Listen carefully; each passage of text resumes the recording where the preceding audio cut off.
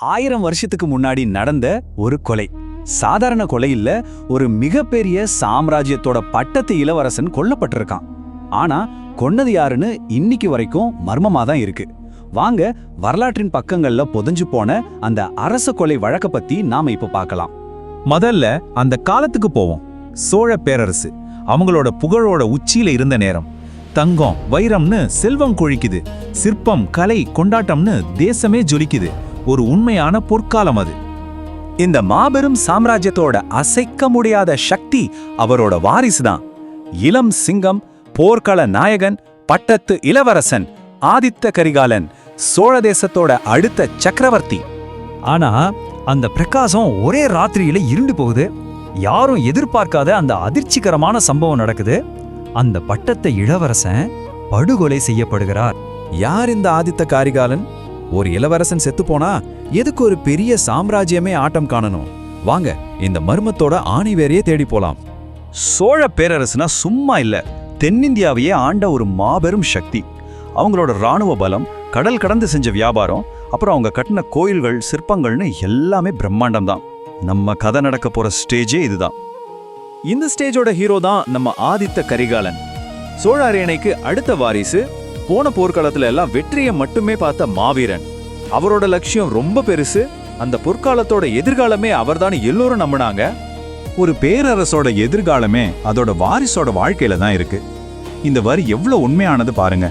ஒரு பட்டத்து இளவரசனோட உயிருக்கு எவ்வளவு பெரிய மதிப்பு இருந்திருக்கும்னு இதுல இருந்தே நமக்கு புரியுது இல்லையா? ஆனா அந்த வெளிச்சத்துக்கு பின்னாடி, அந்த அரண்மனை சுவர்களுக்குள்ளேயே பயங்கரமான இருண்ட நிழல்கள் மெதுவா சூழ்ந்துட்டு இருந்திருக்கு. இந்த சதி மெதுவா தான் ஆரம்பிச்சது.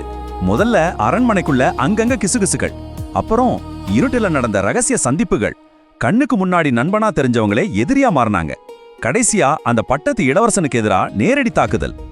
இதுல இருக்கிற ரொம்பவே ஷாக்கான விஷயம் என்னன்னா, இந்த கொலையை செஞ்சது வெளிநாட்டு எதிரிங்க யாரும் இல்ல, ஆபத்து உள்ள இருந்தே வந்திருக்கு.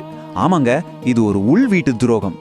பேரரசோட எதிர்காலத்தையே வேரோட சாய்த்த ஒரு பயங்கரமான சதி. இப்போ இளவரசன் கொல்லப்பட்டாச்சு, பின்னால ஒரு பெரிய சதி இருக்குன்னு தெரியுது. இந்த மாதிரி ஒரு சூழல்ல உண்மையான நீதி எப்படி கிடைக்கும்? வாங்க, இந்த கேஸ்ல என்னென்ன க்ளூஸ் இருக்குன்னு தேடி பார்ப்போம். ஆனா இங்கதான் ஒரு பெரிய அதிர்ச்சி நமக்கு காத்துட்டு இருக்கு. இந்த கொலை சம்பந்தமா ஒரு அதிகாரப்பூர்வமான பதிவு வெளியாகிறதுக்கு கிட்டத்தட்ட 100 வருஷம் ஆயிருக்கு. ஆமா, நீங்க கேட்டது சரிதான், ஒரு 100 காலம். யோசிச்சு பாருங்க. இந்த கேஸ்ல நமக்கு கிடைச்ச ஒரே ஒரு துப்பு ஓலைச்சுவடியிலயோ காகிதத்திலேயோ எழுதல. அது காலத்தால் அழிக்க முடியாத கல்லுல செதுக்கப்பட்டிருக்கு. அதுதான் இன்னைக்கு வரைக்கும் நம்ம கிட்ட இருக்க ஒரே ஆதாரம். சரி, அந்த கல்வெட்டுல அப்படி என்னதான் இருக்கு? வாங்க ஒன்னொன்னா பார்க்கலாம். முதல்ல சதியில சம்பந்தப்பட்ட சில பேரோட பெயர்கள் வெளிப்படையாவே அதுல இருக்கு. அப்படின்னு என்ன அர்த்தம்? இந்த கொலை ஒரு ரகசியம் இல்ல. அடுத்து அவங்களுக்கு தண்டனை கொடுத்ததாவும் அவங்களோட நிலங்களை எல்லாம் பறிமுதல் செஞ்சதாவும் சொல்லுது. இதுல இருந்து என்ன தெரியுது? குற்றவாளிகள் சாதாரண ஆளுங்கள்ல, பெரிய பதவியில் இருந்தவங்க. ஆனா இது எல்லாத்தையும் விட ஒரு பெரிய மர்மம் இருக்கு. இந்த சதிக்கு மூல காரணமா இருந்த மாஸ்டர் மைண்டோட பேரு மட்டும் அதுல இல்ல. ஏன் அவங்க பேரு மட்டும் ஏன் மறைக்கணும்? வேணுனே உண்மையை மறைச்சிருக்காங்களா? ஆக மொத்தத்துல பார்த்தா இந்த வழக்கு தீர்க்க வேண்டிய அந்த ஒரே ஒரு கல்வெட்டு நமக்கு பதில் சொல்றதுக்கு பதிலா இன்னும் நிறைய கேள்விகளை உருவாக்கி மர்மத்தை இன்னும் ஆழமாக்குது. இந்த பெரிய இழப்புக்கு பிறகும் சோழ பேரரசு ஒன்னும் அழிஞ்சு போகல. உண்மையா சொல்லப்போனா அது ஒரு புதிய, இன்னும் பிரம்மாண்டமான யுகத்துக்குள்ள நுழைஞ்சுது. ஆதித்த கரிகாலனோட தம்பி அருண்மொழிவர்மன், அதாவது ராஜராஜ சோழனா அரியணை ஏறினாரு. ஆனாலும் அந்த படுகொலையோட கரை படைஞ்ச நிழல் மட்டும் சோழ தேசத்தை விட்டு போகவே இல்லை. சரி, அந்த படுகொலைக்கு பிறகு என்னாச்சு? சோழ சாம்ராஜ்யம் அதிகாரத்தோட புதிய உச்சத்தை தொட்டுச்சு. தஞ்சை பெரிய கோயில் மாதிரி வானுயர்ந்த கோயில்கள் கட்டப்பட்டுச்சு. கலையும் பண்பாடும் செழித்து வளர்ந்துச்சு.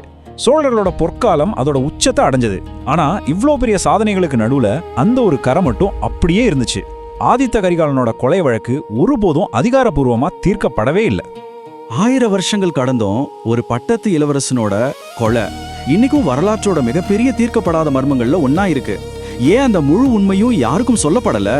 அந்த உண்மையை தெரிஞ்சுக்க விடாம தடுத்த சக்தி எது? இந்த கேள்விக்கான பதில் காலத்தோட ஆழத்துல எங்கேயோ புதைஞ்சு கிடக்கு.